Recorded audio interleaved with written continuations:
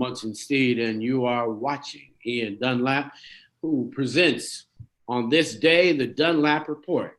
Finance at its best. This financial wizard is there to actually help you understand and navigate the financial progress and creation of wealth.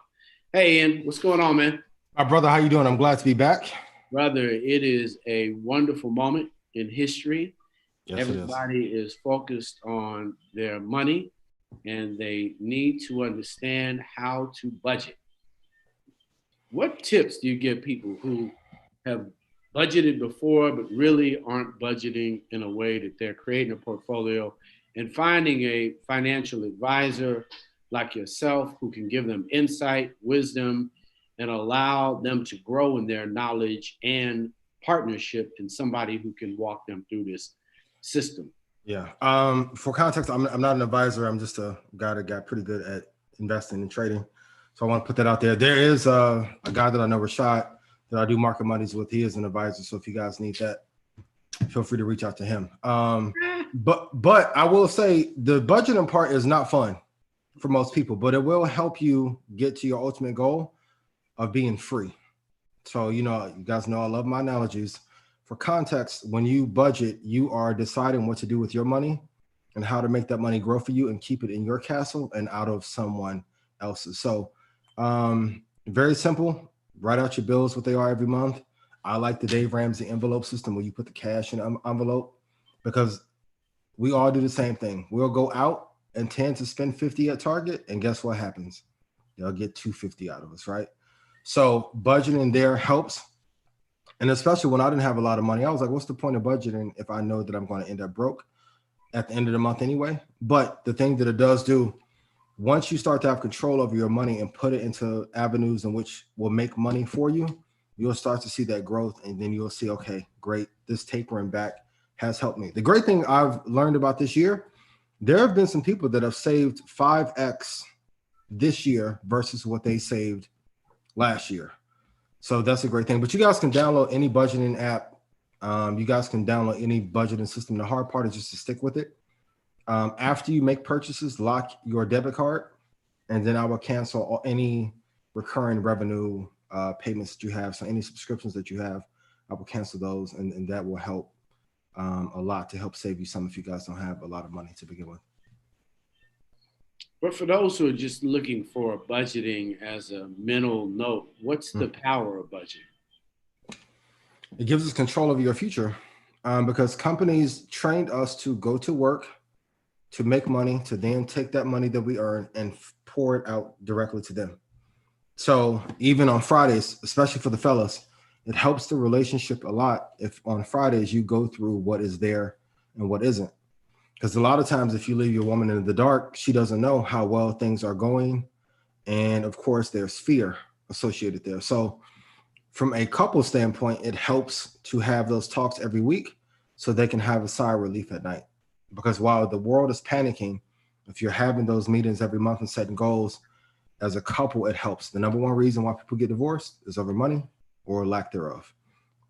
So I would say every Friday night before you guys do date night, for my people in Atlanta, Chicago, St. Louis that are still going out, before you guys go on date night, talk about what money is there, but it gives you power over your future to know how much is there. And then where, if you allocate this money here, how things are going to end up going for you. Like you have to think of it, take away the word budget and put plan of action there instead, or freedom plan. I'll call mine a freedom plan.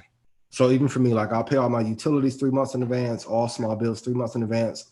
And then that way, if you get behind 1 month, you're not behind on everything at one time. Because we've all come into money at some time and spent it really fast or expected money to come in. And now life hits us really hard. Emergency after emergency comes through. So that freedom plan will give you a lot of room to know that you will have financial security and financial safety. And it's a small habits to start. Like if you make a budget every single month, it would then be easy to transition into investing, which is just giving your money to an entrepreneur that is better than you to make you money while you sleep. And then those things will roll over and it will become a lot easier for everyone. Yeah, but when we're budgeting, we can also talk about budgeting financially each month on how we save. Like we not only budget isn't just how we spend, it's how we save, how we invest, Yep. and it's a psychological methodology for understanding that not only are you budgeting for this month, you're forecasting a budget for your own economy. You Yeah. have to look at yourself as an economy, at least to me. Yeah, absolutely. And then ideally, I know people don't want to hear it when I say it, but you need to try and save 30% of your money. Let's be very honest. Most of us cannot live on 100% of the money that we have coming in. So I never got how 10% of savings would hold up for you. Go ask anyone that lived through the 80s or that worked in the 80s if saving 10% was enough. They'll always tell you it was not. Like if you make 50 grand a year, saving 5 grand a year will not help you because you're going to burn through that cash just in living expenses. So setting aside 30%, although it may be tough, it may not be fun. The great part is we can't go to many places anyway right now. So I think 30% is a good marker to set. If you can be really aggressive for those of you that have multiple streams of income, you should do 30, 20, 20, 20. So for every additional revenue source that you have, save 20% there, and that will add up very fast. It'll add up very fast. Right. So additional revenue streams. Yes. I mean, they're mandatory. I mean, I know everyone has been told that 7 streams of income is the minimum for what you need. There's a difference between what authors tell you versus what they actually do. I think 10 is a good start. The real number you need to be able to get to, whether it's, and when I say streams, I don't mean different entities or different businesses. So you can have 10 clients, 10 big customers, right? So I don't want you to make a restaurant clothing line. I don't want you to put out a mixtape on Spotify. Like I want you to stay in your wheelhouse. But the real number you need to get to for security is 30. You need 30 revenue streams to have financial security. I was reading a report today from Tiger 21, which is like a mastermind for those that are well-to-do. And I said this before, that in an ideal situation, you need 60 months of savings. They put out their report today that those people that are making between 10 million or have a net worth of 100 million, they have 6 years saved. So that tells me they think that this thing could last at least until 2025, hypothetically. So, and authors, a lot of times they will also sell what sounds good versus what they're actually doing. So when I heard this information at conferences too, I'm like, how the hell am I going to save 5 years worth of, have 5 years worth of save? It seems impossible, but have a small goal first of just 10 revenue streams, get there. Once you get there, celebrate. Then you want to build your next 10, build your next 10. And once you get to 30, you all will be very safe. Right. And for most people, they may not be thinking about 30 SKUs. They got brands that got 30 SKUs. Yep. You know, Red Bull got every flavor that you can name. Yes. Sugarless, caffeineless, whatever. Yep. So you can either increase the number of products that you have, which could present a capital or marketing problem, but that's one way to attack it, or just trying to get in more customers. And also, like with social media, it's easier than ever between social media ads, word of mouth, to be able to get more people into your ecosystem. The key part is once you get them in, you have to treat them right. If you can do that, you can keep them for a longer period of time. But think about it. Netflix, millions of subscribers, millions of revenue streams, paying monthly. Those of us that have gym memberships, thousands of subscribers, paying every month. So I don't love the subscription model as a primary method of building your business, but it is a great way to do so. I think it should be a secondary way to do so. But any monthly subscription that you can add to your business, and if you can bring in 100 customers or 50 customers, it'll have a profound impact on your business and your life. Right. So cable versus streaming services as a T&E entertainment budget line item. Which one? Cable, streaming? It depends on where you are in your journey. When I first got into investing, I cut both off. So I stopped paying DirecTV, and then I would borrow my friend's Netflix for a while. It just depends on what, like, the information I try to share is based on what I did for what my goals were. I would tell you when I was broke, I had way more stuff. And I was a lot unhappier for the fact that I was not able in a financial space that I wanted to be. Nothing provides us more anxiety, probably other than the policing issue in America. Nothing else causes us more stress than money. It hurts our family. It hurts how we parent. It hurts our relationships. It hurts how we help. For those of us, that are Christian, how you give back. It affects everything. So I would argue you don't need either. But if you have to pick one, I would just pick streaming. But there's no reason. There's never anything on cable. There's hardly anything on Netflix right now. So borrow your friend's password, and anything that is automatically coming out of your account, I would probably cancel it, at least for the next year. You had talked about 6 years and the pandemic. I think the thing is understanding the repercussions of every economy as it makes movements and adjustments. So AI affecting the economy, obviously digital e-commerce affecting the economy, obviously home delivery of food, more people eating at home, all the behaviors that have been learned or relearned and assessed will have an impact on everyone. I could see that for the next 5 years for sure. And people are still spending because out of boredom. So, and trying to have some normalcy of life. But the thing that we have to realize is that every 10 years, we have to adjust. Like out of the last recession came Facebook. Instagram wasn't even around yet. Twitter exploded. Zoom wasn't around. For the entrepreneurs there, and I touched on it last week, Black women, like you have a tremendous opportunity over these next 2 years to be able to kill it. Because you, for the first time in history, never in business, and I'm sure you can attest to this, never in a 1 year cycle have this many people been focused on doing better in their lives. So whether you're in fitness, health, finances, entertainment, you have a viewing audience that is glued to their phone.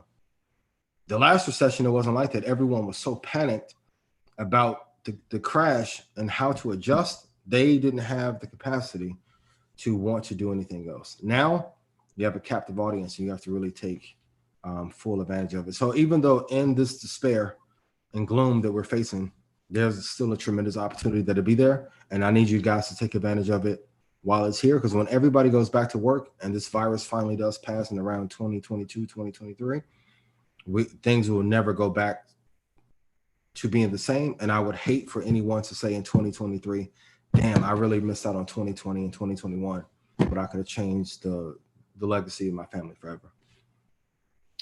Yeah, that's also leads us up to this week's picks on the Dunlap report. Where are we? Are we still at AMD? What are our top 5? Maybe we go to 10 today, top 10.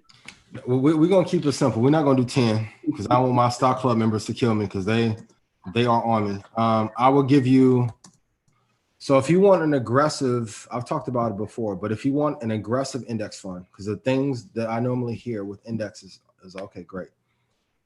Bruh, 8 to 12% is not enough. And I'm like, I feel you, but it's safe, but people want growth, right? So Vanguard has one called VOOG, which is a index tech-based ETF. So in March, it was around, well, April it was at 143. Today it went to 204.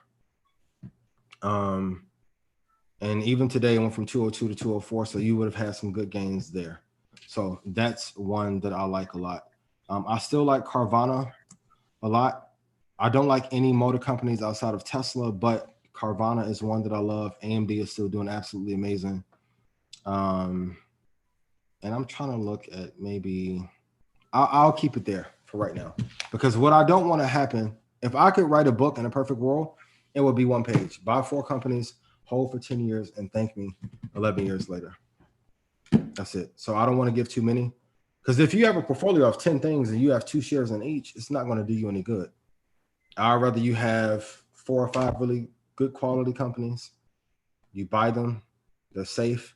When they see you, they don't cuss you out because the one went down. The ones that I'm giving them, I have a lot of faith in, and I'm in myself. So, yeah, and I guess when I say 10, it really wasn't 10 that are even in the group. It's just 10 for consideration when people are trying to figure out. Because some people don't want something they don't know. I think part of what we want to see is a community investing, period. Like at the end of the day, Yeah. you know, if you're not going to take the step, just buy something for your kids that they utilize. Yep. So, Absolutely. you know, if you go and use Whole Foods, then at least buy a share of Whole Foods. I mean, and once again, for the parents, for those of your kids, homework for next week, I want you guys to check in. Take-Two Interactive. I want you to name me the 3 top games that Take-Two Interactive produces. And if you know what they are, you should already know. Like Take-Two hit the high of 180. They were at 101 in March. I mean, your kids are playing games like crazy, so take advantage of that. And then, of course, like Disney. And the increase of gaming leagues, each HBCU is working to get a gaming team together, so that growth That is will incredible. continue. So, you know, each of the HBCUs are working to have teams at them now. Obviously, the advent of the Migos and Offset actually playing, sponsoring a team here in ATL, it has to be happening. They're sponsoring the team? I didn't hear about that. That's incredible. That is incredible. And then, of course, I mean, the platform that we're on, Zoom, is still pretty amazing. It's dropped down some over the last month or so, but Zoom is still good if it gets back below 200. Zoom is going to be here to stay. Yeah, they use the word, let's go meet me on Zoom. So yeah, anytime something becomes a verb and it gets infused into pop culture, that's definitely a sign. And then I still cannot tell you how amazing that I think Microsoft is. It's still undervalued. I think the real value of Microsoft may be 450, and the things that I think they have coming down the pipeline be an absolute game changer. So I think we've given some quality ones, and the ones that people have invested in, I know that they're up on thus far. So I want to keep that streak going, because, you know, the first time we give out one and it doesn't work, they're going to want to kill us. Right. But once again, we're not giving them anything. Y'all got to make some decisions on your own to change our investing behavior. Invest. At the end of the day, we want a community that at least understands how your money can work for you. Because parked at 1% is not going to make you any money. Yeah, because inflation will eat that up. So you end up running negative if you go all cash. I mean, it may feel great for the 6 months, a year that you do it, but year 2 and year 3, it's not going to be worth as much as it once was anyhow. So you have to just put it in a safe vehicle. And the older you are, the more conservative I want you to get. So you don't need anything super aggressive. You really just need things that are not going to lose you money. And as long as the market is going from 8 to 15%, which it does on average, you'll be happy. The best money that you can make is the money that's safe, steady, and does not wake you up out of your sleep. Cool. So when you think about the whole idea, you want to play it safe later in life and take a more aggressive role earlier so that you can manage the peaks and valleys.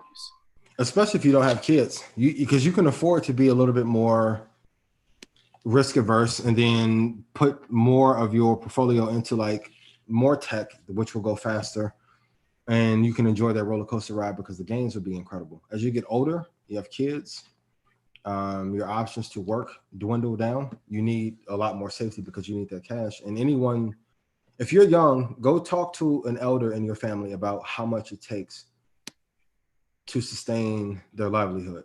Because not only do you have mortgage or rent, but you also have a ton of expenses on the medical side.